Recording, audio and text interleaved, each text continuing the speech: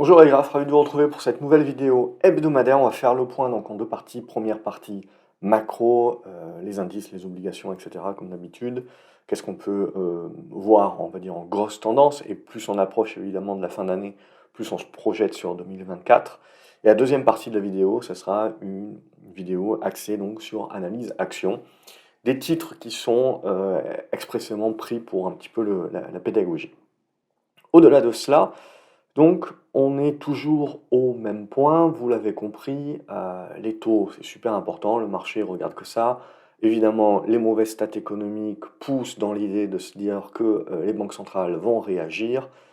Évidemment, la problématique, c'est toujours la même, c'est que pour l'instant, donc, le marché joue le meilleur des mondes. Il joue le fait que l'économie ralentit pas tant que ça et va pousser néanmoins les banques centrales à réagir le plus rapidement possible. Historiquement parlant, les banques centrales, en fait, il y a deux types de pivots. Enfin, ça ne sera pas nouveau par rapport à ce qu'on se dit depuis déjà un an, voire un an et demi, parce que dès l'été 2022, en fait, tout ce qui est en train de se passer, globalement, on avait mis les scénarios en place. Après, ça a pris plus de temps, si vous voulez, la sinusoïdale est plus longue, mais on est toujours dans la même logique. C'est qu'à un moment donné, quand le marché joue le pivot, il joue deux types de pivots. Il joue en premier lieu le pivot de la fin de la hausse des taux, et c'est ce qu'on avait commencé à jouer à l'été 2022, et après on avait joué la déception, l'inflation restait forte, etc. Donc on s'était dit, tiens, la Banque centrale va continuer de monter les taux, donc on inverse, puis on a rejoué ça au début de l'année, et à partir de ce moment-là, si vous voulez, maintenant on joue, si vous voulez, l'aspect baisse des taux. Donc il y a deux choses, il y a deux pivots, il y a d'abord les banques centrales qui arrêtent de monter les taux, c'est fait, on y est, c'est pour ça que globalement on ne peut pas pricer vraiment beaucoup plus. Et ensuite, le deuxième pivot, c'est les banques centrales qui baissent les taux. Oui, mais de combien? Et quand? Et à quelle vitesse?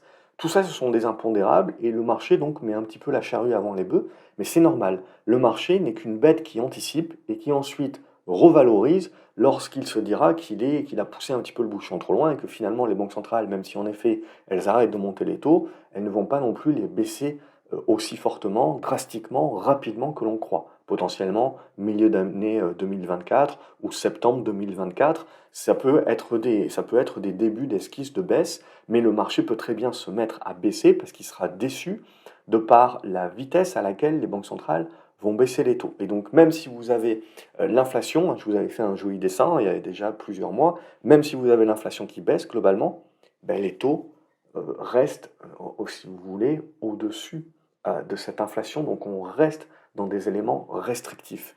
Donc ça, il ne faut pas le négliger. Il ne faut pas négliger également qu'on arrive dans un environnement où beaucoup de sociétés doivent se refinancer. Et même si les taux là sont en train de se détendre et de baisser, ce n'est pas suffisant, si vous voulez, dans un environnement économique qui décroît, des sociétés qui vont devoir se refinancer à des taux bien plus élevés que ce qu'elles avaient refinancé. Bref, on est, si vous voulez, un petit peu au milieu du gué où on est en train de se dire que les banques centrales vont encore nous sauver, mais justement, pour moi, ça peut être le moment où on se dira les banques centrales vont être plus lentes que ce qu'on croit.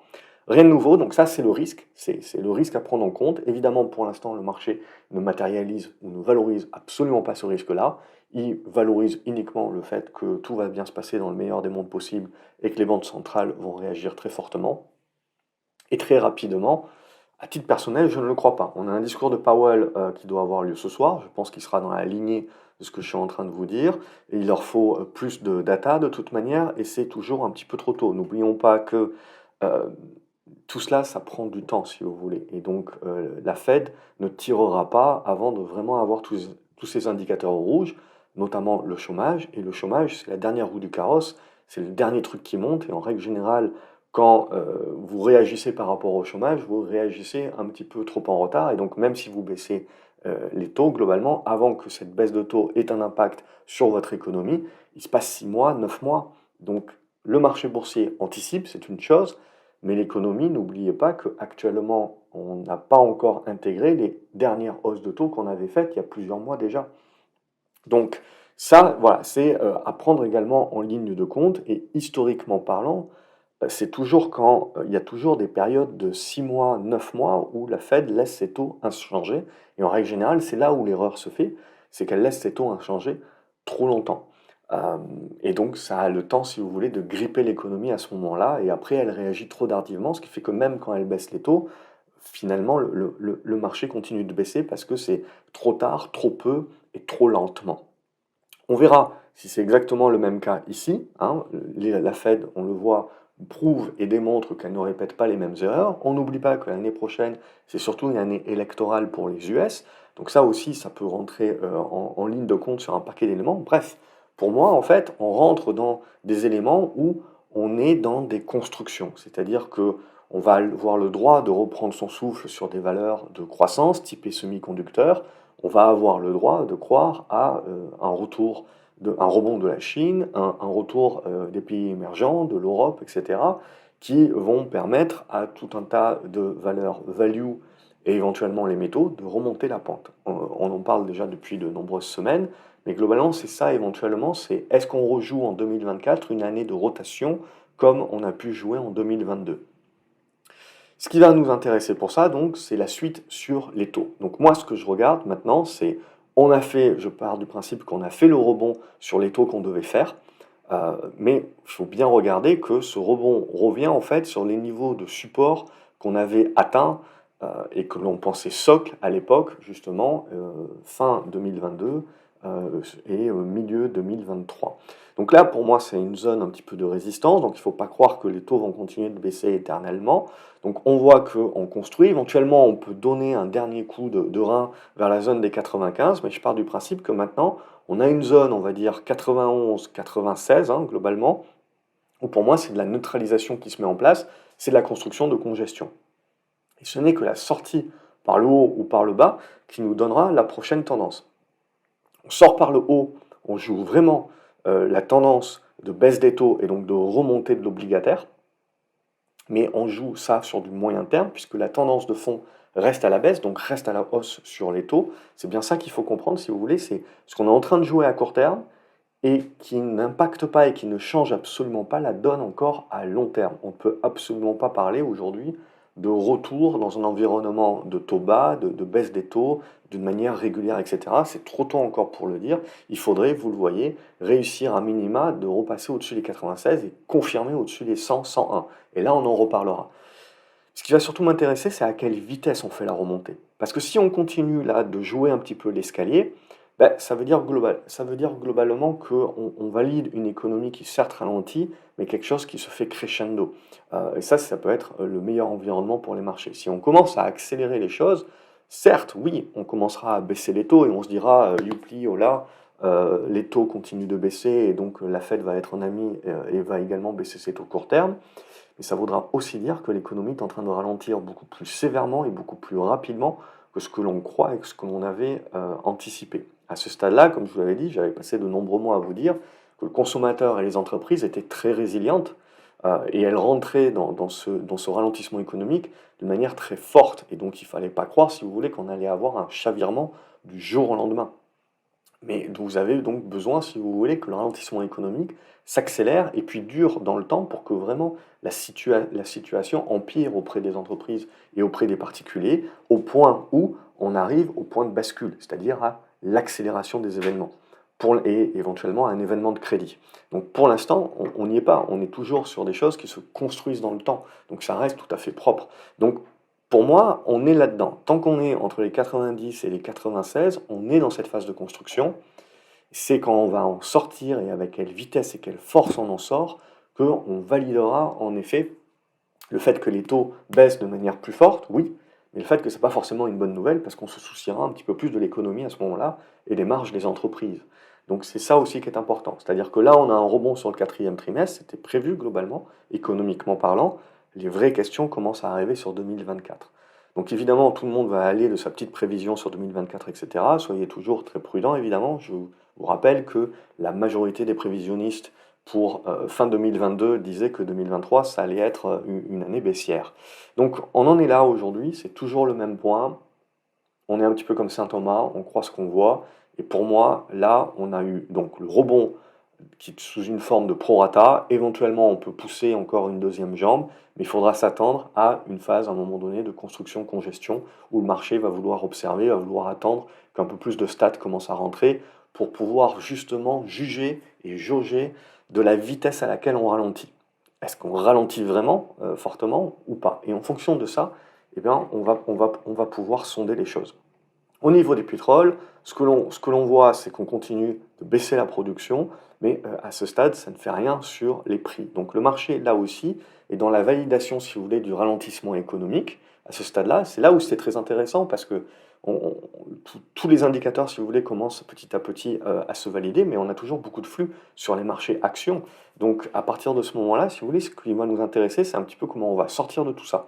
Est-ce qu'on commence, donc là on est toujours dans le biseau, est-ce qu'on commence à sortir par le bas en cassant les 75 et les 70, auquel cas là on validera réellement, si vous voulez, que le marché, même avec la baisse de l'offre, valide vraiment qu'il va y avoir une baisse drastique de la demande, ou au contraire, ce que je pense plus en fait, c'est une remontée au-dessus des 85-86 $. Donc après, ça peut se jouer en plusieurs étapes, hein. N'oubliez pas, comme je vous l'ai dit, le ralentissement économique peut être là, mais comme il est lent, si vous voulez, on peut très bien pas mal monter et avoir des sous-cycles, des sous-vagues, et ensuite revenir peut-être vers mi-2024 en se disant, là vraiment, la santé des entreprises et la santé du consommateur maintenant se dégradent réellement. Ils ont pu résister jusqu'à maintenant parce qu'il y a eu des hausses de salaire, etc. Il y avait des réserves, mais dorénavant, vous avez une part de plus en plus importante de la population qui est en galère. Donc à partir de ce moment-là, si vous voulez, c'est ça qu'on va regarder, c'est comment un petit peu les matières premières réagissent. Et ça va nous dire beaucoup de choses, ça va nous dire beaucoup de choses sur la capacité de la Chine et de l'Asie au sens général de remonter la pente. Actuellement, on le sait, on a des statistiques un petit peu dans les deux sens, mais c'est tout à fait normal parce que vous avez forcément une période, la remontée, le rebond, si vous voulez, ne se fait pas en ligne droite. Donc vous avez besoin à un moment donné de construire le socle, qui peut être le socle de base, et puis ça zigzague, ça hésite à ce niveau-là, avant qu'on choisisse un niveau. Donc personnellement, moi je pense qu'en 2024, il faudra regarder du côté de la Chine, euh, et notamment de son rebond. Et pour regarder un petit peu le rebond chinois et de l'Asie au sens général, je regarde un petit peu plus du côté du cuivre. Ça, je vais l'enlever. Ce qui va vraiment m'intéresser, on le voit, c'est le biseau dans lequel on est, le fait qu'on est en train d'arriver sur une résistance. Donc quand je vois le cuivre remonter comme ça, si vous voulez, je me dis que certes, il y a quelques stats qui prouvent encore que la Chine, c'est pas tout à fait ça, mais que quand même le marché commence un petit peu à anticiper. On voit l'aluminium, etc. On voit pas mal de matières premières qui commencent à bien remonter la pente, à bien rebondir. Donc pour moi, c'est quand même en train de valider, si vous voulez, que va falloir, si vous voulez, bien comprendre le système des vases communicants et bien comprendre que en Occident, on peut se dire ralentissement économique. Faudra-t-il encore voir la force? Mais tout ce qui va être Asie notamment, ou Amérique latine, on a potentiellement un monde qui va se déphaser avec éventuellement une reprise économique. Reprise économique en Asie qui peut donc dynamiser le pétrole alors qu'on s'attendra au fait qu'il baisse parce que en Occident on est en ralentissement économique, dynamiser les matières premières et donc relancer le débat un petit peu sur l'inflation. Et relancer, si vous voulez, le fait que les banques centrales vont baisser les taux, mais vont certainement les baisser moins vite et moins fortement que ce que le marché anticipe à aujourd'hui, un petit peu en mode meilleur des mondes possible. Donc ça, je me fais l'avocat du diable là-dessus, hein. Je ne sais pas si ça se réalisera ou pas, et dans quelles étapes, hein. C'est pour ça qu'on fait le commentaire semaine après semaine. Mais si on veut se projeter, si vous voulez, et réfléchir également en termes de risque et en termes de gestion du risque, on se projette sur, voilà, qu'est-ce qui pourrait décevoir le marché, c'est ça. Et d'un certain côté, si vous voulez, le fait que l'économie chinoise se relance, ben, c'est positif pour les industriels allemands notamment, euh, mais d'un autre côté, ça sera négatif dans le sens où on aura peut-être la désinflation, voire même une déflation temporaire, mais il y aura à un moment donné un socle sur le niveau de prix. Et c'est l'idée que je vous disais, c'est-à-dire que les taux vont rebaisser, l'inflation va rebaisser, mais elles ne rebaisseront pas au niveau qu'on avait connu post-Covid, enfin pré-Covid, pardon. Donc c'est ça aussi qu'il faut bien se dire, c'est tout ça va prendre beaucoup de temps, mais on est en train éventuellement de construire, si vous voulez, quelque chose qui nous fait sortir du cycle des 15 dernières années. Mais c'est encore très très vague, si vous voulez, parce qu'on peut encore énormément discuter sur ça, parce que démographie et compagnie, et on peut se dire qu'on tend vers la japonisation. Mais ce qui est important un petit peu, c'est de bien comprendre que les entreprises sont bien corrélées mondialement, mais qu'on voit bien, si vous voulez, une dichotomie dans le monde qu'on peut diviser en deux parties.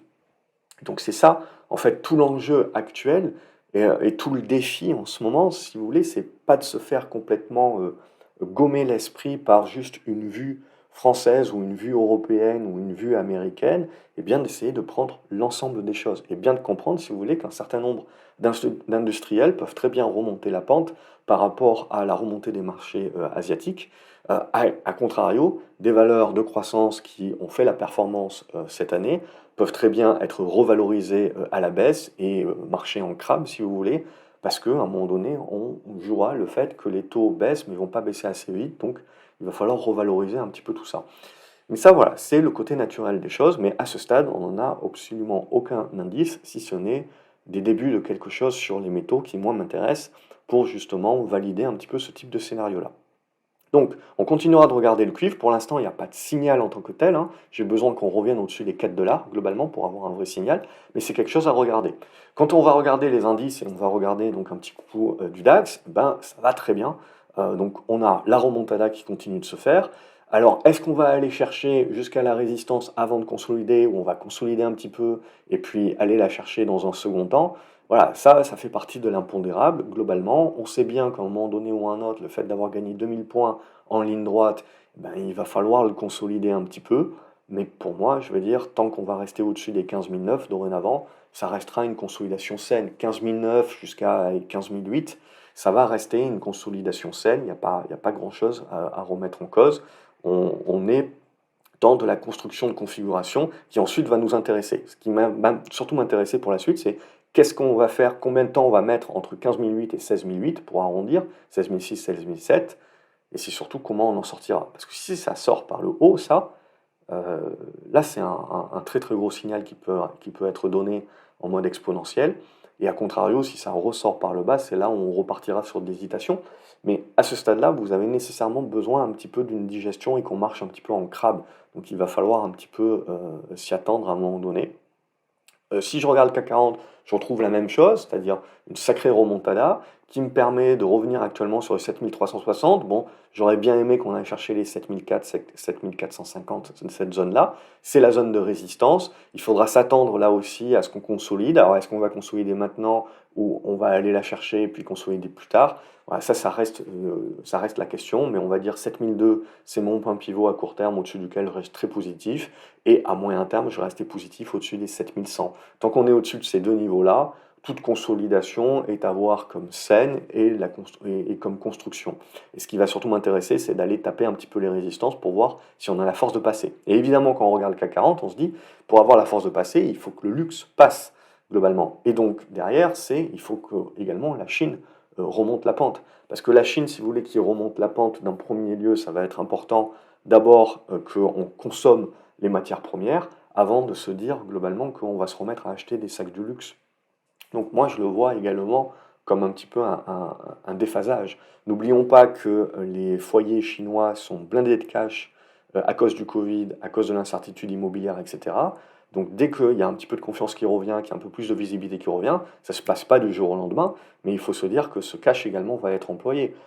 Je pense que le gouvernement chinois va surtout essayer de supporter son marché boursier, donc de pousser les gens à acheter des actions directement, à investir, plutôt que d'acheter des sacs Vuitton, si vous voulez, puisque vous avez donc énormément de flux étrangers qui se barrent, et même de flux internes qui se barrent, donc ils ont besoin un petit peu de stopper l'hémorragie.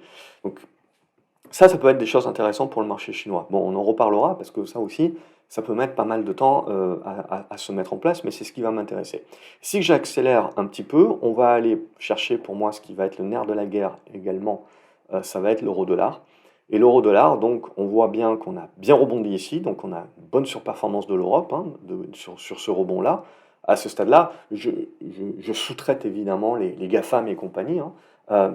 Mais pour moi, on a vraiment un bon retour de l'Europe, de la même manière qu'on avait eu un bon retour sur ce niveau-là. Donc ce qui m'intéresse, voilà, maintenant, c'est qu'on est en train de reconsolider, très bien. Ce qui va surtout m'intéresser, c'est qu'on tienne la zone des 1,07, 1,08. et du coup qu'on ait la capacité de revenir chercher la zone des 1,12. Et ça, pour moi, voilà, là, on commencera à rentrer dans le dur, parce que si on arrive à sortir de la zone des 1,12 jusqu'à les 1,14, on commence vraiment à valider la force de l'euro par rapport au dollar, et le fait qu'on peut avoir des flux qui sortent un petit peu des US et qui vont rechercher des pays émergents ou de l'euro.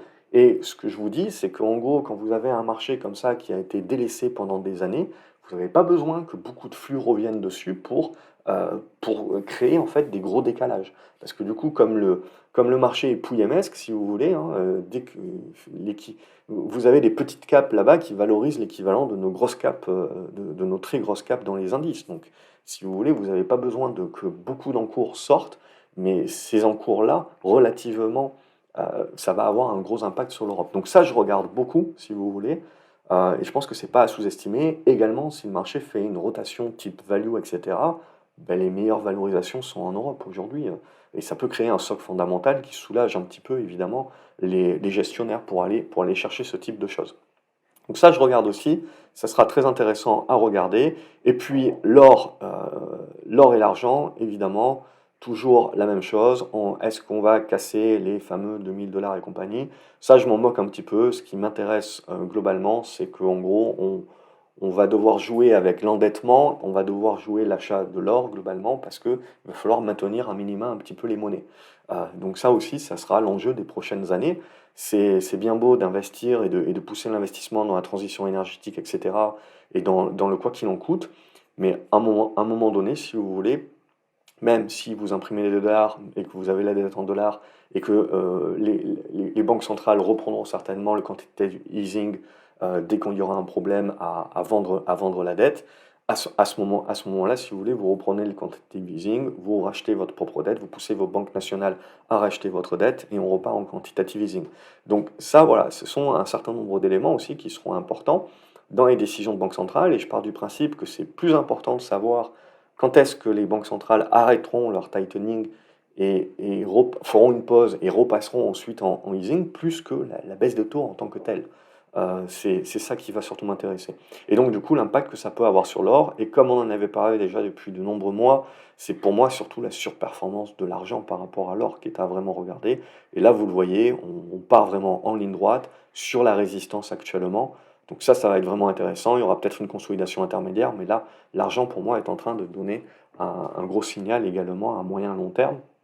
Alors ça reste très volatile, mais on a des signaux pour moi qui sont très intéressants. Donc à partir de ce moment-là, voilà, quand on parle minière, évidemment, donc les minières en premier lieu, et ensuite ça va être toutes les entreprises qui vendent évidemment tout ce qui va être service, parce que ben, le fait que les prix remontent, eh ben, ça va nous pousser à nouveau à vouloir explorer, à nouveau à relancer des mines, à nouveau à acheter du matériel, etc. Donc les minières, si vous voulez, vous jouez toujours ça sur un laps de temps court, parce qu'elles profitent à un moment donné de la hausse des cours. Mais après, elles se font bouffer leur marge parce qu'elles sont obligées d'investir, donc du CAPEX, et à un moment donné, avec l'inflation, etc., ça leur coûte plus cher et donc ça baisse leur marge. Donc c'est à un moment donné, si vous avez toujours la culbute dans la chaîne de valeur, c'est on joue les minières en premier lieu et ensuite on joue celles qui leur vendent les pelles, globalement. C'est toujours la même idée. Mais pour moi, voilà, je continue de le dire, c'était déjà ce que je pensais en 2023. Il y a un décalage, ça s'est construit petit à petit, et là, peut-être qu'on commence à avoir un petit peu l'alignement des planètes. Sinon, bon, l'uranium, vous savez, etc. Et on a fait globalement un petit peu le tour, et on va juste terminer en regardant le Nasdaq. Et le Nasdaq, pour moi, voilà, on est à peu près dans les mêmes niveaux, c'est-à-dire que là, on est en train de marcher en crabe. Pour moi, voilà, il n'y a pas de, il y a pas de loup à ce stade-là. On est en train de faire la petite consolidation à plat. Est-ce qu'on a suffisamment de cran pour essayer de pousser sur les 16 400 tout de suite, ou est-ce qu'on va vouloir consolider un petit peu plus? Peu importe, tant qu'on est au-dessus de cette zone de gap, pour moi, on reste positif au-dessus des 15 500. Ce n'est qu'en repassant en dessous qu'on rentrerait un petit peu dans des largeurs de consolidation où il y aurait pas mal de volatilité, mais pas forcément de tendance, etc. Là aussi, je veux dire, on est en train de revenir dans une zone là qui sera, pour moi, où on peut jouer au crabe, c'est-à-dire faire pas mal de gesticulation ici sans donner une véritable importance, mais tant qu'on va tenir les 15 500, et surtout les 15 200, surtout ça, on reste dans le haut de la figure avec la potentialité de breaker. Et le break par le haut, qui peut créer en effet l'exponentielle. Après là, ça est un petit peu un fromage, on a laissé beaucoup de gap, donc je ne serais pas contre un petit peu pour le côté sain, etc., qu'au minimum on referme celui-ci à 15 005 et puis qu'on travaille une figure. Donc il va falloir attendre peut-être quelques chandeliers supplémentaires, mais euh, force est de constater que c'est haussier point barre, hein. Je veux dire, il n'y a pas grand-chose de plus à se dire. Pour l'instant, voilà, on est juste en train de faire une consolidation à plat depuis 2 semaines, sur le Nasdaq en tout cas. Mais c'est tout. Et en fait, ce qu'on voit, c'est qu'on a le rattrapage sur des petites valeurs ou sur d'autres valeurs. Et en fait, ce qui fait la conso là, du Nasdaq, c'est surtout la conso des GAFAM, la conso de Nvidia et compagnie, c'est tout. Mais on voit le marché qui va chercher tout le reste, en fait, qui avait sous-performé jusqu'à maintenant. Et on a les rattrapages qui se font. Voilà pour cette vidéo macro. Comme d'habitude, n'oubliez pas de mettre un pouce en l'air, de liker la vidéo, de la partager, de vous abonner à la chaîne pour ne pas louper les suivantes. Et je vous encourage à me dire ce que vous en pensez dans les commentaires et à passer à la vidéo 2 que je publie en règle générale le lendemain de celle-ci sur la partie action.